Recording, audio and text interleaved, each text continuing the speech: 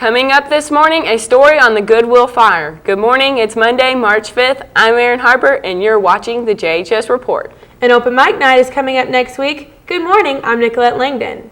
Tri-High Y is hosting an open mic night this Thursday, March 8th in the JHS cafeteria at 7 p.m. Anyone who wants to audition should see Mrs. Oglesby in room 506 by Friday, March 2nd. The open mic night winner will receive a $50 cash prize. Fire destroyed the Goodwill store in Clarksville recently. JHS reporter Marcus Spurzl has more on the story. For over 18 years, the Goodwill here at Applegate Lane in Clarksville, Indiana, collected anything and everything that was donated to them. But on Saturday, February 17th at 3 a.m., a fire broke out, destroying everything in its path. I'm going to find out what their plans are on rebuilding and how it affected the community. How has the community responded to this disaster? The community response has been fantastic. There's so many different companies that are doing donation drives right now. Everybody really wants to help. What caused this fire? As of right now, it's undetermined. The fire actually started outside the building. We suspect that it was there was some storage behind the building that was rags and so on and so forth, and we think maybe it was such a cold evening that maybe a vagrant or someone that was maybe trying to get warm maybe lit a cigarette or something, but they have not determined of what origin that the fire was. About how long will it take to rebuild? That we don't know. We're trying to get plans together to get design for a new building. We estimate at least a year to a year and a half to rebuild that facility. How did the fire really affect other Goodwill stores? This was a central warehouse for southern Indiana. It supplied not only the Clarksville store but 10 other stores, so it held inventory which fed their sales. It served as a central distribution point for the entire Goodwill network. About how many people were laid off? We had 36 hourly employees at the time of the fire. Fortunately, none of them were laid off. We've placed them in Jeffersonville, New Albany, Floyd Knobs, Corden, and even as far up as Scottsburg. So nobody lost their jobs over this. About how much inventory was lost in this fire?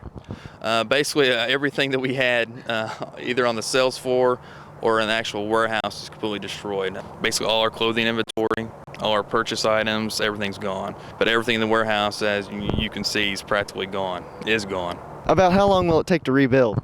Hopefully as quickly as possible. Hopefully next week or so we'll be able to have a temporary warehouse facility set up. We're shooting for hopefully by sometime mid-July, hopefully before that, we'll have a new store up and running. What time did you all get the call? We received the first alarm at 2:57 a.m. on Saturday morning of the 17th. And the first units arrived within approximately 3 minutes.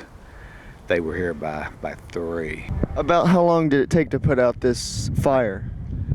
This was a metal-clad building with all metal framing, and with all the heat, everything caved in. We spent about 16 and a half hours here. This is only the beginning of what is expected to come for the Goodwill here in Clarksville. For the WJHS Report, I'm Marcus Spurzl. The Jeff High Theater will present a thrilling sci-fi musical called Starmites. It will be on stage Thursday, March 15th at 7:30 p.m., Saturday, March 17th at 7:30 p.m., and Sunday, March 18th at 2 p.m. and 7:30 p.m. Tickets are $10 for adults and $7 for students and senior citizens. For tickets or more info, see Mr. Meyer or Mrs. Miller. The JHS Choral Department will be auditioning talent for this year's talent show on Monday, March 12th. The auditions will start at 2:30 in the choir room. The talent show will be held on Thursday, March 22nd at 7 p.m. Attention seniors, baccalaureate is coming up and the senior class officers need your pictures. 1 baby photo per person, lots of group pictures, and limit the number of single senior pictures. Submit your photos in the front office and fill out the necessary forms. The deadline is April 6th. WJHS is happy to air your school announcement. Simply fill out the form located in the front office. Please submit your announcement at least 3 days in advance. We will have your weather forecast and the JHS Sports Report for you after the break. It's time to take a trip to Mr. Morris's neighborhood. Hello, boys and girls. Can you say compare, Sure you can. When you see the word compare on a test, it means you need to explain all the ways they are alike. It's a beautiful day in this neighborhood, a beautiful day for a neighbor. Would you be mine? Could you be mine? Oh, this is gonna be awesome, man. I wanna learn how to sing. Now I want to learn how to rock. Yeah? Yeah! Yeah? Yeah! Well, we got it! Perfect place right here, Mom's Music. We can make it happen. Yeah! Yeah! Good morning. I'm Coach Triggle with today's JHS weather forecast. Today, mostly sunny, high 49. Tonight, generally clear, low around 25. Tomorrow, mostly sunny skies, high 44. That's a look at your JHS weather forecast. Now here's a look at your JHS sports. Good morning. I'm Corey Carter with a look at today's JHS sports. The New Albany Bulldogs won their fourth sectional title in 6 years, defeating arch rival Jeffersonville 82-67 Saturday in the IHSAA sectional finals. 4 Jeff players scored in double figures. Sophomore Edward Wright Baker scored 17 points, while Brandon McGee, Michael Miller, and Miles Murphy each added 12. Murphy led the Red Devils with 6 boards. The Red Devils end their season with a record of 8-14.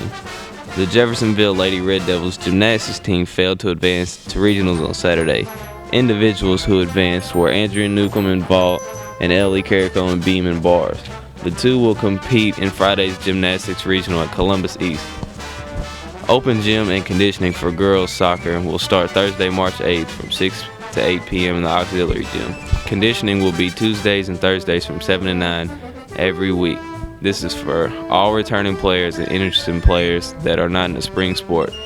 Any questions, see Coach Dennis in room 114. The official girls tennis season will start on March 12th. You need to have an IHSAA physical form and insurance form completed by the first day of practice if you want to participate.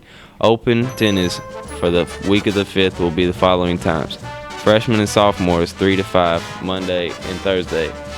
Juniors and seniors 7 to 8:30, Tuesday and Thursday.